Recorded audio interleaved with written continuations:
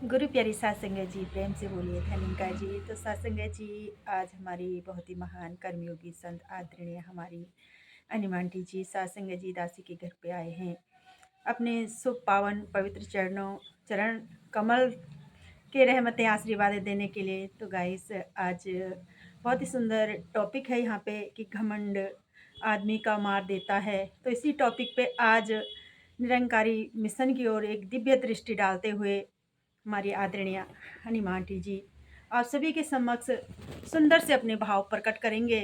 तो आप सभी से निवेदन है, अरदास है, प्रार्थना है कि आप सभी ने पूरा ये इनके मन के भाव विचार श्रवण करने हैं और चैनल को लाइक करें, कमेंट करें, सब्सक्राइब करें, शेयर करें दोस्तों तक। तो यही मेरी आप सभी से रिक्वेस्ट है। आइए चलो इन्हीं की मुखवाणी से सुनते हैं सुंदर से मन के भाव विचार। घमंड आदमी को मार देता है। बोलिए सतगुरु माता सुदीक्षा सविंदर हरदेव जी महाराज जी की जय। तू ही निरंकार मैं तेरी शरणा मैनू बख्श दो। घमंड आदमी को मार देता है। माटी के पुतले इतना न इतरा खिंचा। हम बार बार न जाने क्या क्या शब्द अपने बारे में सुनते हैं कि ये शरीर जो मिला है ये प्रभु परमात्मा के लिए मिला है, पर हम परम तत्व ध्यान नहीं दे रहे हैं आत्मा पर। हम इस माया में जाल में फंसे हुए हैं सभी दाता। हम अपने सुंदरताई का घमंड कर रहे हैं, अपने पढ़ाइयों का घमंड कर रहे हैं, अपने धन का घमंड कर रहे हैं, महल माड़ियों का घमंड कर रहे हैं, कुटुंब कबीले का घमंड कर रहे हैं, जाति पाति का घमंड कर रहे हैं। पर जिस पर हमें इतराना था उधर हमारा ध्यान नहीं है। ये निरंकार प्रभु परमात्मा की कृपा हुई कि इन्होंने हमें साकार रूप में आके अपना लिया। संत निरंकारी मिशन में हमें यही रिवीजन कराया जा रहा है। हम अध्ययन में हैं कि आध्यात्मिकता के सफर में हमें किस प्रकार चलना है। सबसे पहले हमें प्रभु परमात्मा की प्राप्ति कराई जा रही है। फूल के मसलने में देरी है पर प्रभु के प्रकट होने में देरी नहीं है। जब श्री राम भगवान जी ने भी पूछा गुरु वशिष्ठ जी से कि मैं कौन हूँ, ये पूछना चाहता हूँ आपसे। तो जब राम लीला करने आ रहे हैं तो वो भी सदगुरु जी को धारण कर रहे हैं। सदगुरु जी से पूछ रहे हैं कि मैं कौन हूँ। तो हम तो बहुत अल्प बुद्धि वाले मानव हैं। हम ना जाने कितनी कितनी बार 84 लाख योनियां भोग कर आए हैं और अभी भी हमारी तैयारी नहीं है अपने आप को जानने की, निज स्वरूप को पहचानने की, निज घर में अपने आप को बैठाने की, मुक्त आत्मा बनाने की। हमें ये शिक्षा दी जा रही है कि तुम सबसे पहले अपने परमात्मा को पहचान लो और फिर इस संसार में जियो। मुबारक है कि तुम पे इस भौतिकता की सारी ही व्यवस्थाएं हैं, पर इसका घमंड मत करो। तन मन धन निरंकार का है। हमें पहला ही प्रण समझाया जा रहा है। इसको परमात्मा का समझ के यदि हम जिंदगी जी रहे हैं, इस्तेमाल कर रहे हैं तन का, मन का, धन का, तभी मुबारक है। वरना तो ऐसे ही आए और ऐसे ही चले गए। अभिमान तो रावण ने भी किया था, सब कुछ था उसके पास, पर गुरमत नहीं थी। वो अपने जीवन को सजा नहीं पाया। पार ब्रह्म परमात्मा उसके सामने आए और वह बनवासी बनवासी कहता रहा। अपने पूरे ही कुटुंब को ले बैठा। घमंड हमें घिराता है, हमारी मौत कर देता है, पर हमें पता नहीं चलता है कि हम पल पल इस मैं में मर रहे हैं। मैं जहाँ होता है वहाँ तू विराजमान हो ही नहीं सकता। तू कौन है? परमपिता परमात्मा। हमें तो परमात्मा के साथ जोड़ा गया है, ब्रह्म ज्ञान की दात प्राप्त कराई गई है, अज्ञानता से नाता हमारा छुड़ाया गया है। ज्ञानी तो बने हैं मालिकम, पर ब्रह्म ज्ञानी नहीं बन पाए। पढ़ाइयाँ तो कर रहे हैं हम, ऊंची ऊंची डिग्रियां भी ले रहे हैं, पर उनका हमें घमंड होता चला जा रहा है। यहाँ घमंड से हमें छुड़ाने की बात हो रही है कि यदि आप सत्संग करोगे, हर पल सत्य का संग करोगे, तब मुबारक है। सिमरन करोगे, तू ही निरंकार मैं तेरी शरणा मैनू बख्श दो, तब जीवन तुम्हारा मुबारक है। सेवाओं से हमें जोड़ा जा रहा है, क्योंकि हमारे अंदर अभिमान ना आ जाए। जो भी काम हम करें एक दूसरे के लिए, मानवता के लिए, घर परिवार के लिए, रिश्ते नातों के लिए, उसमें अभिमान ना आए। सिर्फ और सिर्फ मेरा प्यारा सा जीवन बन जाए। संत जन अपना जीवन सुधारते हैं, अपना कल्याण करते हैं और अपने पास आने वालों का कल्याण करते हैं। हम छोटी छोटी बातों में बिल्कुल ही साथ बैठे हुए इंसानों के घमंड देख लेते हैं। ये मेरी गाड़ी है, इसमें हर कोई नहीं बैठेगा, मैं क्यों बैठाऊंगा इसमें, मैं क्यों बैठाऊंगी, मेरी गाड़ी है।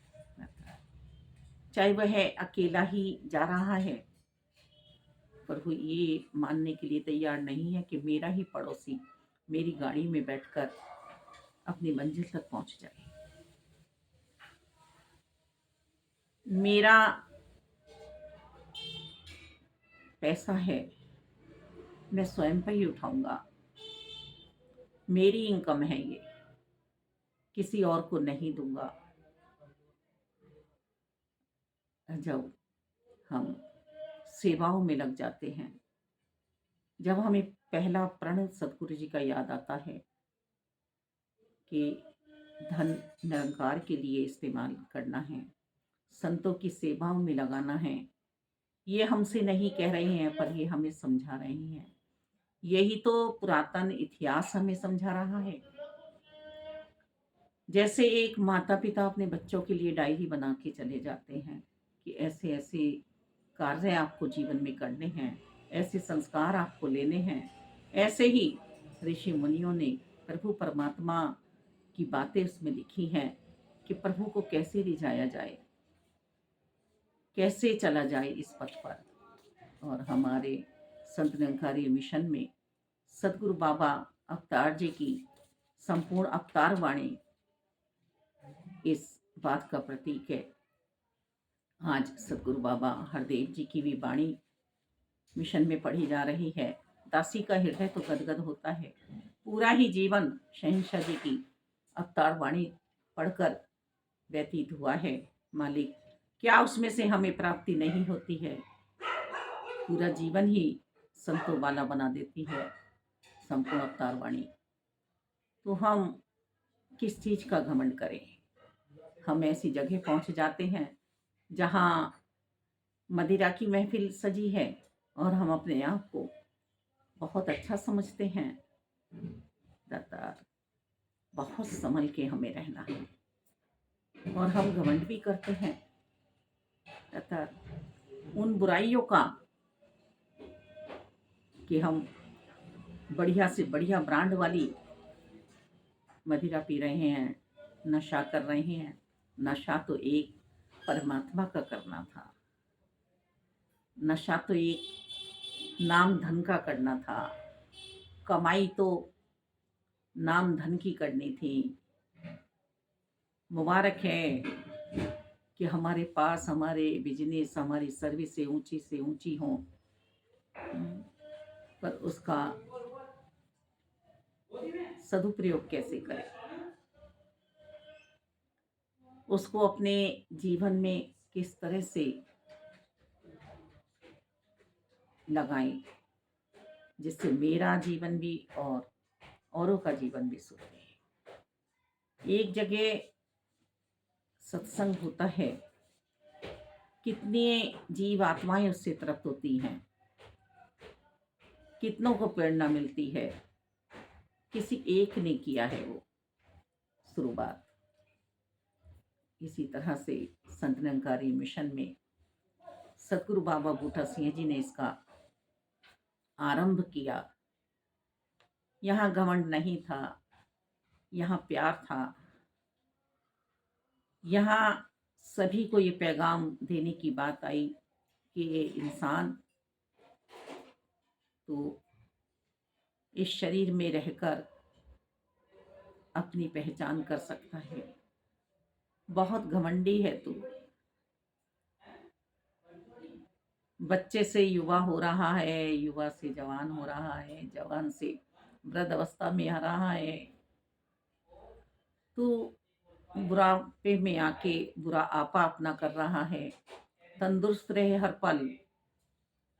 और हम देख भी रहे हैं कि संत समागम हो रहे हैं, माता जी दर्शन दे रही हैं, भक्ति हो रही है। यहाँ पर किसी को घमंड नहीं है। सब एक दूसरे के चरणों में झुकते हैं, सब एक दूसरे के साथ लगे हुए हैं प्यार से। मालिक सतगुरु जी जैसा कोई वास्तव में दाता नहीं है। सतगुरु जी जैसी कोई मत नहीं है। यहाँ अमीर गरीब, छोटा बड़ा, अपना पराया, हर बात का घमंड मिट गया है। मेरे सतगुरु जी जैसा कोई प्यारा नहीं है। यही जीवन है और इसी जीवन को हमें जीना है। यदि घमंड धरती कर ले अपने ऊपर तो हम सबका क्या हाल होगा। यदि घमंड अपने ऊपर सूरज कर ले तो फिर हम कैसे विचलित हो जाएंगे जब हमें धूप नहीं मिलेगी। यदि घमंड अपने आप पर वृक्ष कर लें, प्रकृति कर ले, तो कहाँ से हमें अन्न फल मिलेंगे, सब्जियां मिलेंगी। यदि घमंड अपने आप पर आकाश कर ले तो हमारे ऊपर छत्र छाया किसकी रहेगी। ये सृष्टि के सृजनहार ने बनाया है तो हमें भी तो सृष्टि के सृजनहार ने बनाया है। समस्त जीवों में मानव ही एक ऐसा जीव है जो सबका पालन कर सकता है, सबके काम आ सकता है।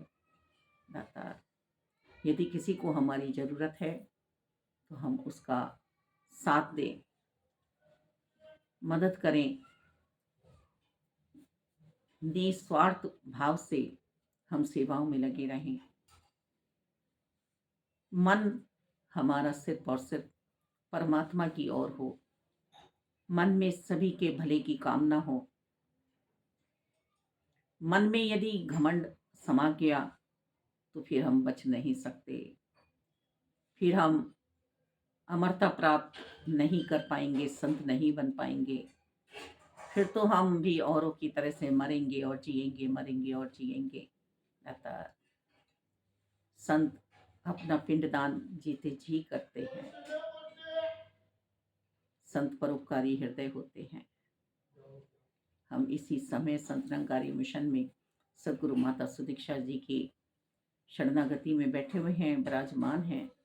और यहाँ हमें प्रभु से मिलाकर मानवता का पाठ पढ़ाया जा रहा है, जो हमें ये समझ भी दे रहा है कि अपने किसी भी कर्म पे हम घमंड ना लाएं। मैं क्या हूँ, क्या हस्ती मेरी, आप करें हो मेरा नाम। अवतार गुरु है रीझा मुझ पे, सुन ले बेशक कुल जहान।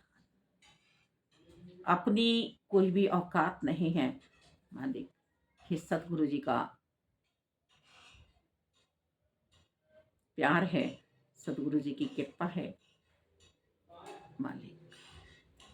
एक बार गुरुवचन बाबा जी से किसी ने पूछा कि आज जब सुबह संगत में आ रहा था दास, तो एक आदमी नाली में पड़ा था। बहुत बुरी हालत थी, इसमें से क्या सिखलाई दी जाए। तो सदगुरु बाबा गुरबचन जी ने बोला कि इसमें से भी हम सिखलाई ले सकते हैं कि जैसा ये बना है, जैसा इसने अपना जीवन बनाया है, हम अपना जीवन ना बनाए। क्योंकि जो हमें सदगुरु जी मिले हैं, वो हमें गुणों की सिखलाई दे रहे हैं। गुरसिख अंत सांसों तक सीखते हुए चले जाना है हमें। यदि हमारे सदगुरु जी में घमंड होता तो इतना बड़ा मिशन तैयार नहीं होता। आज पूरे विश्व में फैला हुआ है ये मानवता का पाठ पढ़ाया जा रहा है, जहाँ हमें परमात्मा की प्राप्ति कराई जा रही है, वहाँ